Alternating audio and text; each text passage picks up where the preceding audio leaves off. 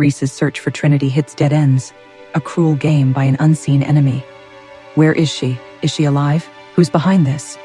Meanwhile, Trinity's thoughts turn to the ancient feud between wolves and warlocks, a conflict ignited by betrayal and dark magic. The First Blood feud devastated both sides, culminating in the creation of the Veilstone, a weapon that could strip wolves of their power. Alpha Kieran's desperate blood pact shattered the Veilstone, turning the tide but costing him his life. A fragile truce followed, but the scars remained. Now, Trinity, once insignificant, is at the center of this ancient conflict.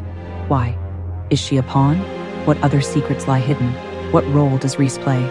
Will he find Trinity? What happens if the truce breaks? The Warlocks were not always the fragmented, secretive society they are today. Once they had a king, a ruler whose power rivaled the mightiest alpha wolves and whose betrayal would ignite the second chapter of the Warlock-Wolf feud. His name was Caelus, and his reign was one of both brilliance and darkness. Caelus ascended to power during a time of tentative peace. The First Blood feud had scarred the supernatural world, but an uneasy truce had been struck. The wolves retreated to their forests and mountains, while the warlocks built their enclaves, hidden from prying eyes. For decades, they avoided direct conflict, though mistrust simmered beneath the surface. But Caelus was not content with peace.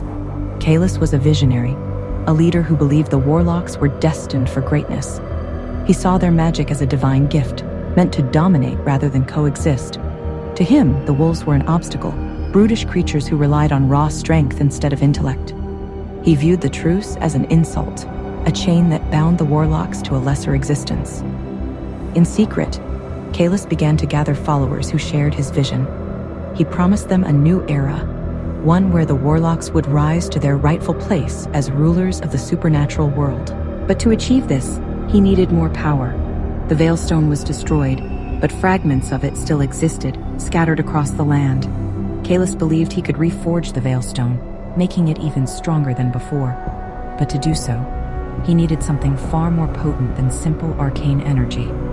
He needed the lifeblood of an alpha wolf. For years, Caelus studied the ancient texts, searching for a way to break the wolves' formidable defenses.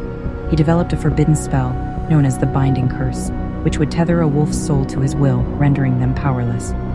To test his magic, Caelus turned his gaze to the Red Springs pack. It began with disappearances. Wolves vanished without a trace, leaving no scent trails, no evidence of struggle. At first, the pack thought it was the work of rogue wolves, or even hunters. But when the bodies started to reappear, drained of life, their blood crystallized into strange black shards, they knew something darker was at play. Reece's father, Alpha Darius, led the investigation. He was a fierce and noble leader, beloved by his pack. But the loss of his warriors weighed heavily on him, and he was determined to find the source of the attacks. Darius sought out an old ally, a warlock named Lysander, who had once fought alongside the wolves during the First Blood feud. Lysander was one of the few warlocks who had remained loyal to the truce, believing in the balance between magic and nature. When Darius explained the situation, Lysander's face turned pale. "This is Caelus's doing," Lysander said. "He has been gathering power in the shadows, building an army. The wolves are his first target, but he won't stop there." Darius's eyes burned with fury. "Why would he attack us now? The truce has held for generations." "Because he believes the wolves are the only ones strong enough to oppose him. If he can break you, no one else will stand in his way." Despite Lysander's warning, Darius refused to back down. He led a hunting party deep into the mountains, where the warlocks were said to be hiding. The pack followed their alpha with unwavering loyalty, their howls echoing through the night as they prepared for battle. But Caelus was ready. The Warlock King had been expecting the wolves. He had spent years perfecting his binding curse, and now he intended to use it on the most powerful wolf he could find, Darius himself. The battle was swift and brutal. The wolves fought valiantly, their claws and teeth tearing through the Warlock's defenses. But Caelus's magic was unlike anything they had faced before.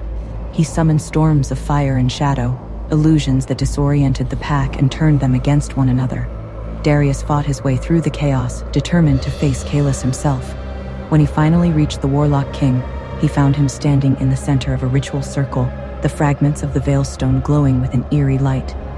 "You're a fool to come here, Wolf," Caelus said, his voice cold and confident. "You've walked into your own grave." Darius growled, his eyes flashing gold. "You've spilled the blood of my pack. You'll answer for it with your life." Caelus smirked. "Oh, I think not." With a wave of his hand, the binding curse activated. Chains of black energy wrapped around Darius, forcing him to shift back into his human form. He roared in pain, his strength draining away as the curse tightened its grip. The remaining wolves tried to reach their alpha, but the warlocks held them back. One by one they fell, their howls turning to silence.